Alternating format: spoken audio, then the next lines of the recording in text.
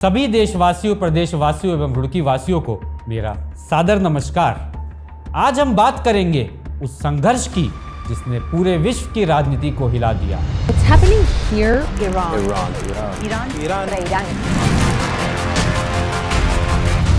America, Israel और Iran के बीच बढ़ते तनाव और युद्ध जैसे हालत की।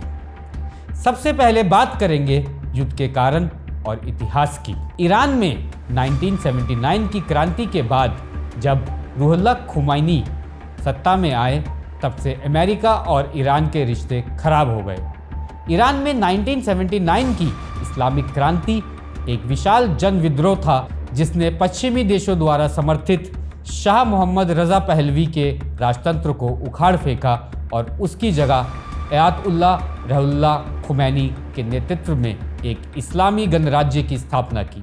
आर्थिक असमानता, राजनीतिक दमन और पश्चिमी विरोधी भावनाओं से प्रेरित इस क्रांति ने ईरान को एक धर्मतंत्र में बदल दिया, जिससे क्षेत्रीय भू राजनीति में मौलिक परिवर्तन आया। वहीं दूसरी ओर ईरान खुले तौर पर इजराइल को मान्यता नहीं देता, जबकि ईरान का समर्थन हमास और हिजबुल्लाह जैसे इजराइल विरोधी समूह को रहता है। अमेरिका लंबे समय से इजराइल का सबसे बड़ा सहयोगी है। 2015 में बैरक ओबामा के कार्यकाल में ईरान के साथ परमाणु समझौता हुआ JCPOA, लेकिन 2018 में डोनाल्ड ट्रंप ने इस समझौते से अमेरिका को बाहर कर लिया। इसके बाद प्रतिबंध, हमले और तनाव लगातार बढ़ते गए। JCPOA यानी संयुक्त व्यापक कार्य योजना, जिसे ईरान परमाणु समझौते के नाम से जाना जाता है, ईरान और P5+1 अमेरिका, ब्रिटेन, चीन, रूस और जर्मनी तथा यूरोपियन संघ के बीच 2015 में हुआ एक समझौता था। इस समझौते का उद्देश्य ईरान के परमाणु कार्यक्रम को सीमित करना और बदले में अंतर्राष्ट्रीय प्रतिबंधों को हटाना था। इस समझौते का लक्ष्य एक शांतिपूर्ण परमाणु कार्यक्रम सुनिश्चित करना था, लेकिन अमेरिका 2018 में इससे अलग हो गया, जिसके परिणाम स्वरूप ईरान ने 2019 से अपनी प्रतिबद्धताओं का उल्लंघन करना शुरू कर दिया और न्यूक्लियर वेपन में इस्तेमाल होने वाले यूरेनियम को इकट्ठा करना शुरू कर दिया, जिसके कारण ईरान पर फिर से कई किस्म के प्रतिबंध लग गए। पूर्व में 13 जून 2025 को परमाणु हथियार का खतरे के कारण इजराइल ने ईरान पर फिर से हमला शुरू कर दिया, परंतु अमेरिका की मध्यस्थता के बाद 24 जून 2025 को दोनों देशों के बीच सीज़फायर घोषित हो गया। अमेरिकन राष्ट्रपति डोनाल्ड ट्रंप ने तो इस समझौते के लिए खुद को नोबेल पुरस्कार तक की मांग कर डाली, परंतु 28 फरवरी 2026 को अमेरिका और इजराइल ने मिलकर ईरान की मिसाइल संरचनाएं, सैन्य ठिकानों और राजधानी तेहरान सहित देश भर में नेतृत्व से जुड़े स्थानों पर आक्रमण किया। Our objective is to defend the American people by eliminating imminent threats from the Iranian regime. पहली लहर के हमलों में 1989 से देश का नेतृत्व कर रहे सर्वोच्च नेता खामेनी मारे गए। इजरायली सेना के अनुसार इस्लामिक रेवोल्यूशनरी गार्ड IRGC के कई वरिष्ठ अधिकारी भी मारे गए। इजराइल ने दावा किया कि उसने एक गुप्त परमाणु परिसर का भी निशाना बनाया। ईरान लगातार कहता रहा कि उसका परमाणु कार्यक्रम पूरी तरह शांतिपूर्ण है। ईरान रेड क्रिसेंट के अनुसार मरने वालों की संख्या 787 तक पहुंच गई, जबकि अमेरिका स्थित मानवाधिकार संगठन HRANA का दावा है कि 1097 नागरिक मारे गए। At least 1,332 people have been reported killed in US-Israeli attacks, जिनमें 181 बच्चे शामिल थे। ईरान ने आरोप लगाया कि दक्षिणी ईरान में एक IRGC बेस के पास लड़कियों के स्कूल पर हमला हुआ, जिसमें 160 से अधिक लोग मारे गए। अमेरिका ने कहा कि वह इस घटना की जांच कर रहा है, जबकि इजराइल ने कहा कि उसे उस क्षेत्र में किसी सैन्य अभियान की जानकारी ही नहीं है। ईरान में इंटरनेट सेवाएं लगभग पूरी तरह बंद कर दी गई हैं और हवाई क्षेत्र भी बंद है। ईरान ने इन हमलों को अवैध बताया और मिसाइल तथा ड्रोन हमले स्वयं भी शुरू कर दिए। IRGC ने कहा कि उसने टेल अवीव सहित इजराइल के सरकारी और सैन्य ठिकानों को निशाना बनाया। कतर, बहरीन, जॉर्डन, संयुक्त अरब अमीरात यूएई, कुवैत, ओमान और सऊदी अरब जैसे देशों में जहां अमेरिकी ठिकाने मौजूद हैं, हमलों की खबरें आई। सऊदी अरेबिया की राजधानी रियाद स्थित अमेरिका दूतावास पर ड्रोन हमला हुआ। दुबई में अमेरिकी वाणिज्य दूतावास के पास भी ड्रोन गिरा।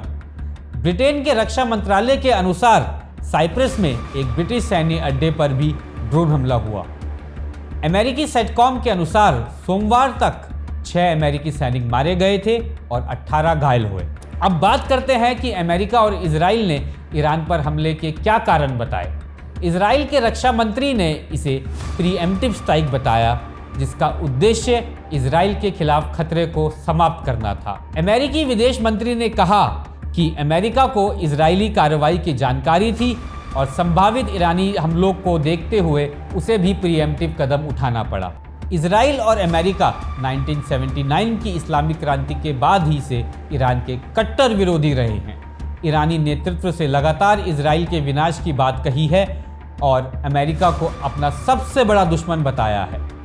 दोनों देश ईरान के परमाणु कार्यक्रम का विरोध करते रहे हैं। उनका दावा है कि ईरान परमाणु बम विकसित करना चाहता है, जिसे ईरान सिरे से नकारता है। जून 2025 में भी दोनों देशों ने ईरान के परमाणु और सैन्य ठिकानों पर हमला किया था, जो 12 दिन चला था, जिसका जिक्र हम पूर्व में कर चुके हैं।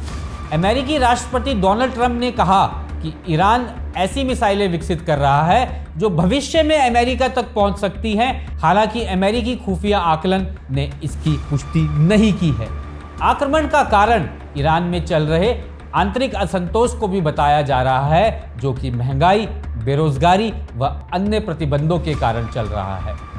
कोई पुख्ता कारण न होने के बावजूद भी आक्रमण करना विशेषज्ञों को यह सोचने पर मजबूर करता है कि कहीं अपने देश में अमेरिकन राष्ट्रपति डोनाल्ड ट्रंप व इजरायली प्रधानमंत्री बेंजामिन नेतन्याहू, जो कि भ्रष्टाचार के आरोपों भी झेल रहे हैं, कि गिरती लोकप्रियता व अपने देश में विरोध से ध्यान भटकाने के कारण ये आक्रमण किए गए हैं। ईरान पर आरोप है कि उसने फारस की खाड़ी के जहाजों को निशाना बनाया, जिससे स्ट्रेट ऑफ हार्मोज लगभग बंद हो गया है। यह मार्ग दुनिया के लगभग 20% तेल और गैस आपूर्ति का मुख्य रास्ता है। क्रूड ऑयल की कीमत बढ़कर $96 प्रति बैरल हो गई, जो शनिवार से 15% अधिक है। राष्ट्रपति ट्रंप ने कहा कि अमेरिका नौसेना क्षेत्र में जहाजों की सुरक्षा करेगा। अब बात करते हैं कि दुनिया और भारत पर इस युद्ध का क्या असर पड़ने वाला है। सबसे पहले आपको ये जानना होगा कि युद्ध लंबा चल सकता है, क्योंकि ईरान मरो या मारो की स्थिति में आ गया है।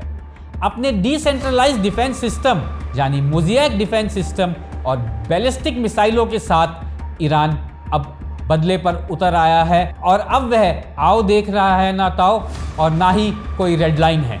यदि यह युद्ध लंबा चला तो पूरे विश्व पर तेल का संकट आ जाएगा, खासकर भारत में, क्योंकि हम अपना 80% तेल स्ट्रेट ऑफ हार्मोज के जरिए लेते हैं। लंबे समय के चलते पूरे विश्व में महंगाई बढ़ेगी, शेयर बाजारों में गिरावट आएगी। कहीं यह युद्ध डोनाल्ड ट्रंप के मास्टर स्ट्रोक की जगह अमेरिका की सबसे बड़ी गलती ना बन जाए।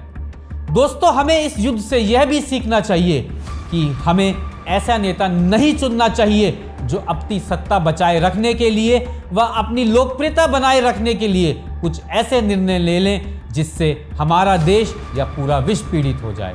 आशा करता हूं कि इस वीडियो के माध्यम से मैं आप तक अमेरिका, इजराइल और ईरान युद्ध की सच्चाई सही शब्दों में पहुंचा पाया। बहुत बहुत धन्यवाद। आपका अपना चेरब जैन।